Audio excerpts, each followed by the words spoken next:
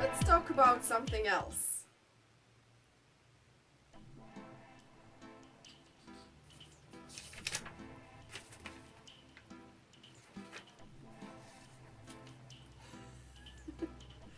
I have a notebook that I'm using for my classes at school. It's completely black, matte, but there is a glossy print on it. It says never quit. Now, I've had this for a few months now, since October. I didn't buy it because I don't believe in quitting. I just bought it because it was funny, because I would never actually think of that. And I didn't buy it to remind myself not to quit. Because I'm more like George Costanza. Yeah, I cannot say that my mother was a quitter, my father was a quitter. I come from a long lines of quitters. I come from a long line of quitters. Yeah. Okay, so what I want to talk about today is that you know how there are so many motivational speakers who tell you not to quit. The only obstacle between you and success, or whatever, the only thing that makes you fail is quitting. You can only fail if you quit. But think about that for a second. Think about that with your rational mind and critical thinking skills. Is that really true? Or does that just sound attractive? Does that sound like something that you would like to hear, but you wouldn't know how to do it?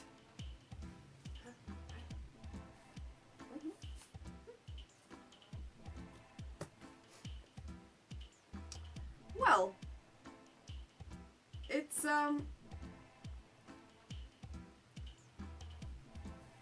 interesting when you start thinking about this. Because there are so many vague variables in this statement. For example, what are you quitting? And why you shouldn't quit? Are you sure that the reasons for not quitting are valid?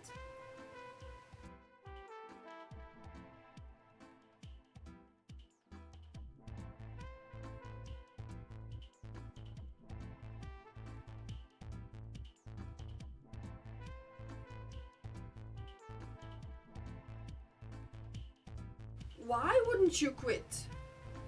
What does this apply to? Does this apply to just work, relationships, food, habits like smoking or watching too much TV or knitting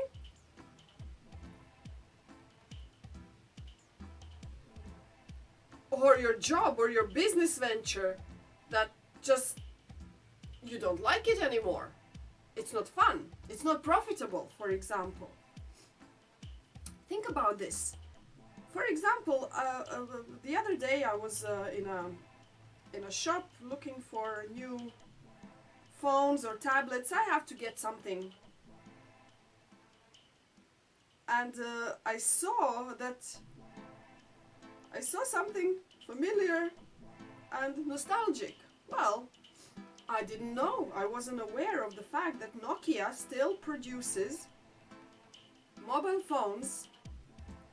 But guess what? Nokia doesn't produce smartphones. Why didn't they quit?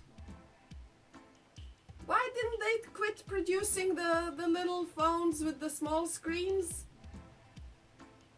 Why? They chose to stay on the path. So what did it cost them? Are they the market leader? I don't think so. I wasn't even looking for Nokia. I was looking for Samsung.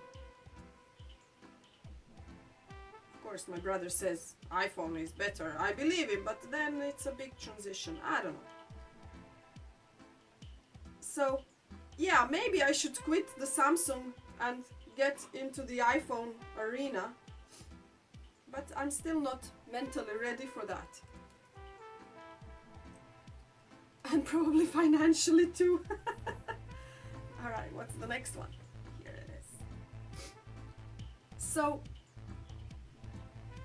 I don't think that Nokia people are happy with their choices, where they probably listened to Tony Robbins telling them, do not quit. You are the best. The only way you will fail is if you quit. I don't think that they are happy with the decisions of staying in the same market, because frankly, not even the baby boomers. Yeah, I understand some people are gonna buy these little phones if they just need a phone. But I think that Samsung is making so much money on smartphones and tablets, much more than Nokia does on the little phones. So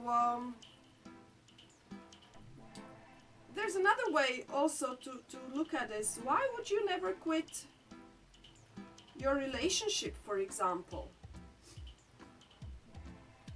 It might be the relationship with a friend who is mooching. It can be a marriage or some kind of a romantic relationship, right? That's become either just not enjoyable, right? You just don't seem to enjoy. Why wouldn't you quit? What's wrong with that? I think quitting is very underrated. I think that people should be taught how to quit and when to quit. It's very crucial, I think, to know when is the time to quit, and not to go on for so long until it becomes a problem that you cannot resolve without any, let's say, aggression or unwanted repercussions. Let me just develop this idea. So, if you keep eating raw food that is full of mercury and you start feeling some problems in your body, and you realize you have some low-level mercury poisoning, and you realize it's because of the sushi, and you keep on eating the sushi because you like it and because, I don't know, the sushi place gives you whatever, wouldn't it be wise to quit? Wouldn't it be wise to know, oh, this is now the right moment to quit? This is the right moment to know, to stop doing something that may potentially turn into a lethal situation. For example, wouldn't you wanna quit something like palm oil? Wouldn't you wanna quit buying stuff that's made of palm oil? Isn't that good? What about quitting going to work by car?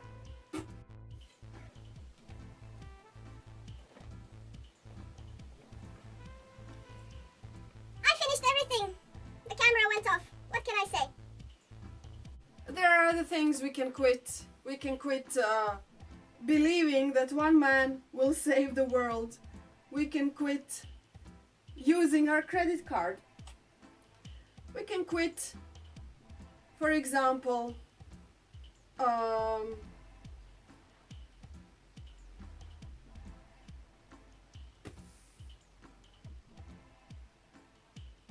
eating onions and garlic. Before I start sounding like John Lennon, let me just say that in yoga we have the yamas that are the ethical code of conduct, basically, and something that would make the environment more pleasant for us.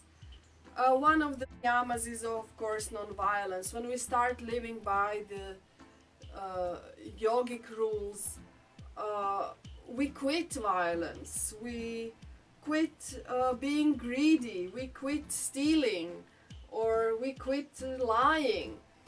There are also tattvas, one of which is quit spending time with people.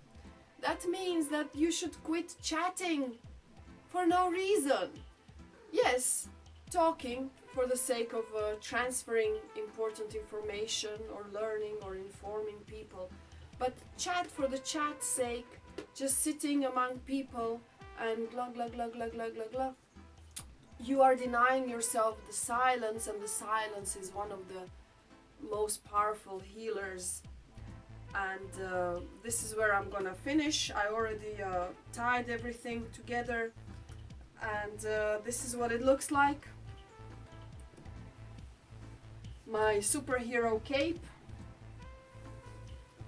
/ poncho, and it's perfect for this kind of, it's not too warm, it's not woolly, so it's not too warm, but it still gives me the warmth that I need. That's it. See you in the next video. Bye.